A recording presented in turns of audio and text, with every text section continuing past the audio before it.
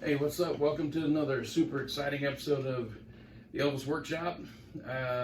So today we're going to go over 1969, but I made a huge error, a little blunder in my last video. The video was about the movie Elvis, That's the Way It Is from August of 1970. And one of my best pieces in my entire collection was accidentally omitted from the video by me. So I want to fast forward to 1970 and then we'll go back to 1969. So when Elvis first came out and he was getting big, his biggest year in his career was probably 1956. That's debatable, but I think that's pretty much on point. And Ed Sullivan had a big problem with him. He wasn't a fan of Elvis's performance style, not a fan of the music, and made several comments about he'll never be on my show. And Elvis ended up signing a three appearance deal, I believe, for $50,000 to appear on the Ed Sullivan Show. Ed gave in to pressure due to ratings. Every time Elvis was on TV, the ratings were astronomical for Elvis and not so much for everybody else. So Ed Sullivan said, okay, I've got to get these advertising dollars. Let's have this boy on. So Elvis appeared. First of all, Ed got the ratings he was looking for, but his personal opinion of Elvis changed drastically and dramatically after that appearance. And Ed Sullivan gave Elvis the Ed Sullivan seal of approval, basically. At the end of the last show, he said he was a fine, young, upstanding individual, or whatever he said. I don't have it exactly word for word, but basically he gave the seal of approval. And that was a big change for Elvis. Middle-aged America then didn't look at him so harshly, and it did good for both Ed Sullivan and Elvis. But the interesting thing is that in 1970, Elvis was filming the movie Elvis, That's the Way It Is here in Las Vegas, and guess who shows up? Ed Sullivan. And I think that's awesome because it just shows how people change and how they grow and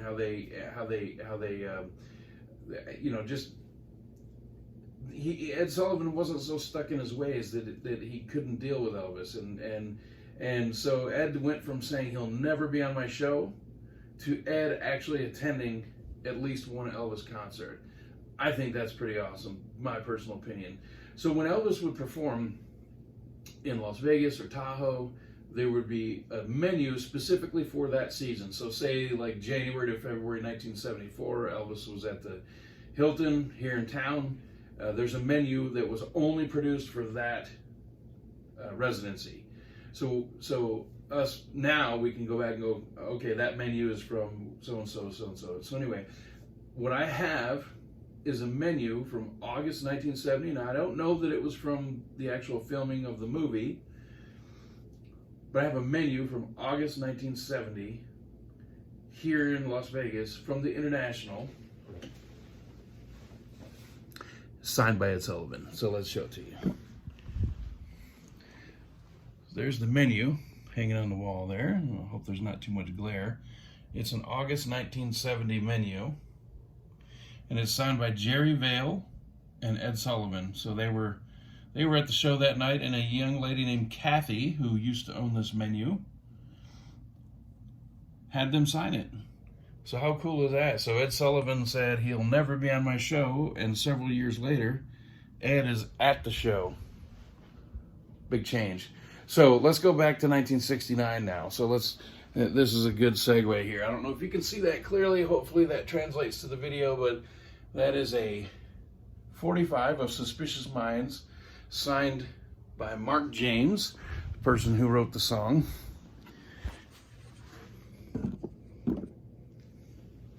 Hopefully that works out all right. Looks good, looks good.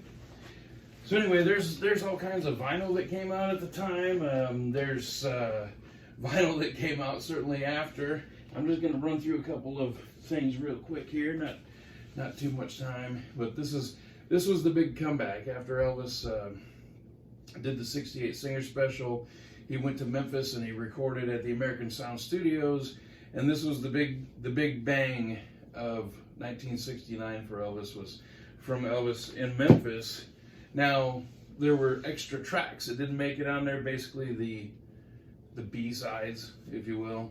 And so this album, Back in Memphis, Elvis Back in Memphis, is all the B material, but they knew that this wasn't going to succeed so well because kind of the so-so songs from Americans, so they made a gatefold of a live concert from the International together. So it's a 2-album set. Now this one here actually came out in 1970, but it's a single release from the gatefold. So these are both 1970, but it's 1969 material.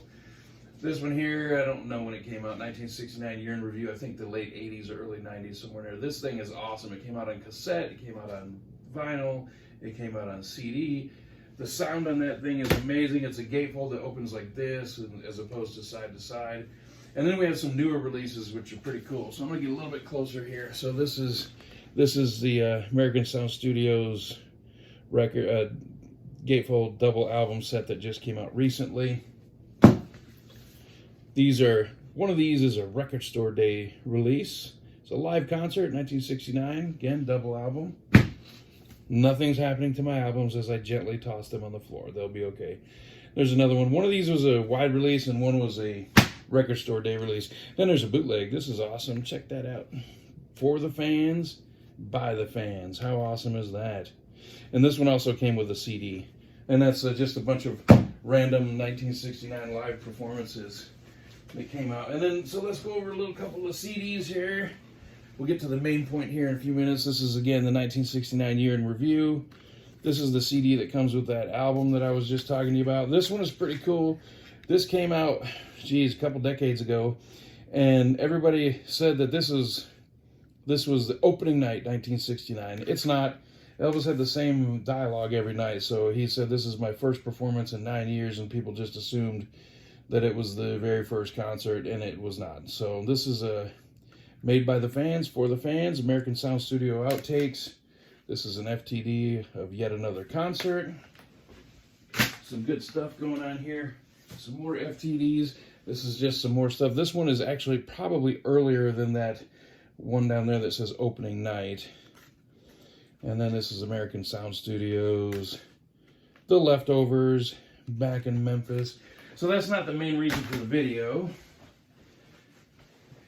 Main reason is this here. So let's go over here real quick. So this is the American Sound Studio box set, CD box set. There are 5 discs. I can't see. I don't have my glasses on. Anyway, yeah, it's 5 discs. This is American Sound Studios. Pretty cool. It comes out into a nice open up. A little booklet, and then the whole thing opens up with all the CDs inserted, nice liner notes and all kinds of good stuff. But the main thing I wanted to make this video about is this right here. This is 11 shows live in 1969 here in Las Vegas at the International Hotel.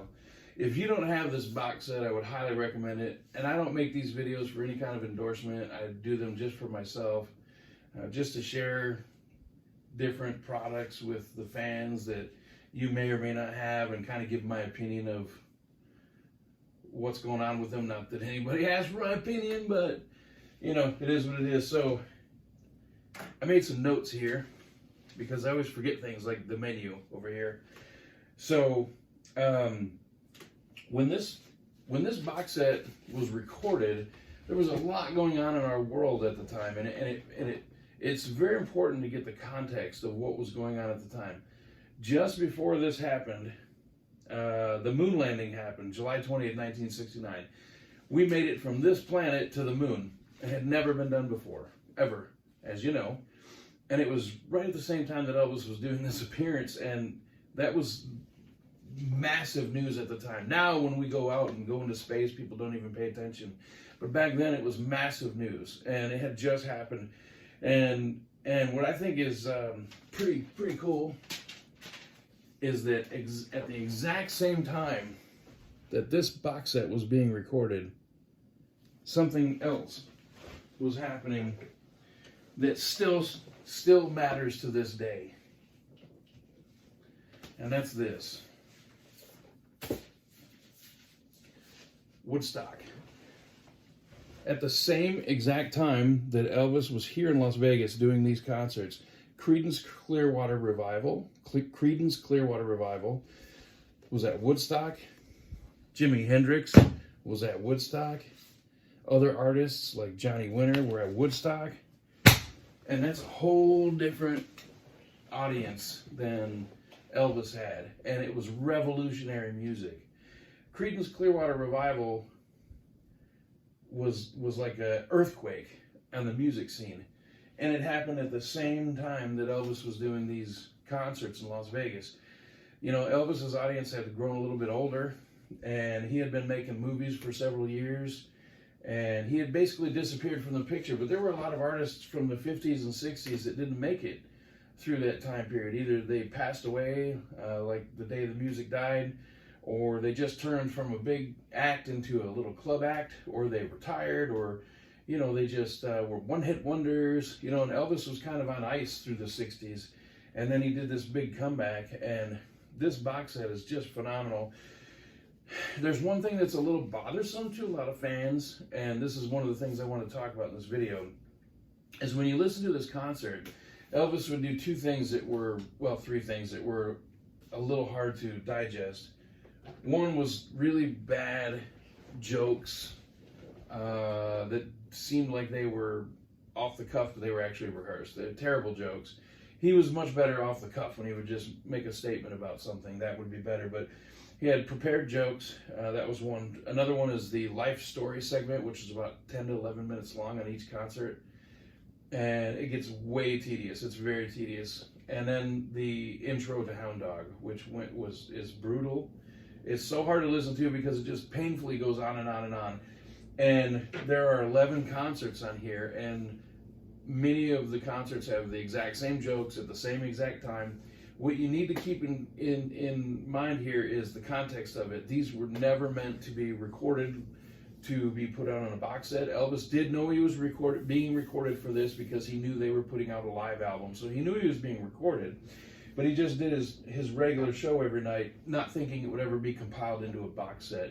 You know, the label, they tried releasing a CD, a live concert 1969 CD, and putting the life story thing at the end.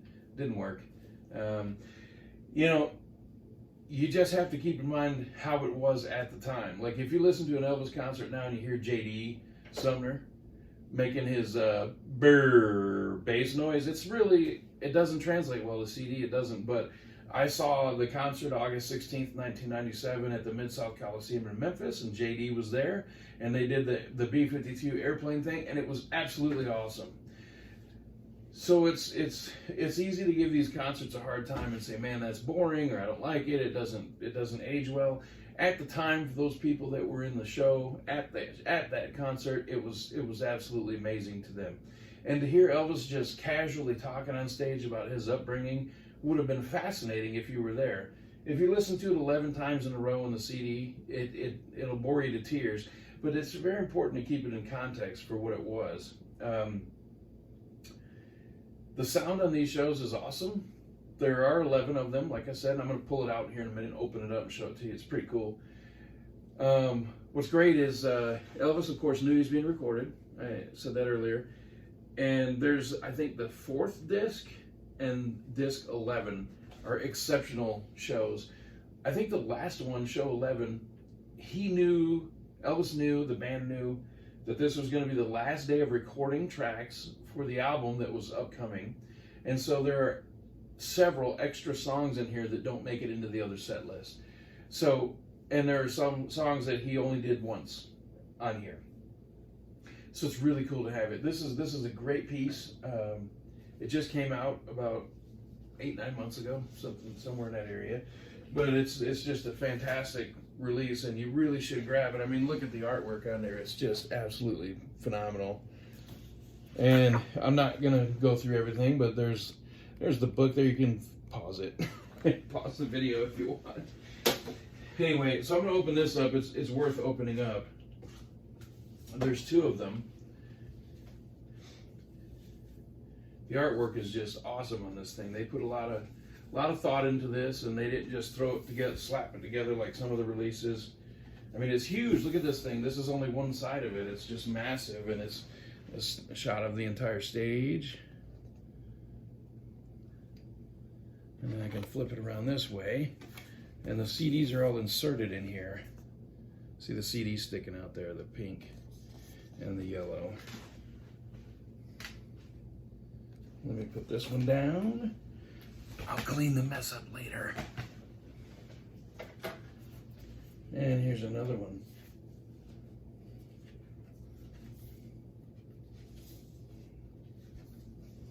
Look at this, it's just awesome. Look at this.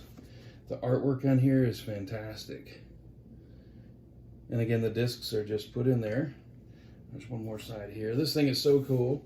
It's the artwork alone is almost worth the price of admission. You know? I mean, how cool is that? Put that down there. And then here's the box. I showed the front earlier, I'll show the back.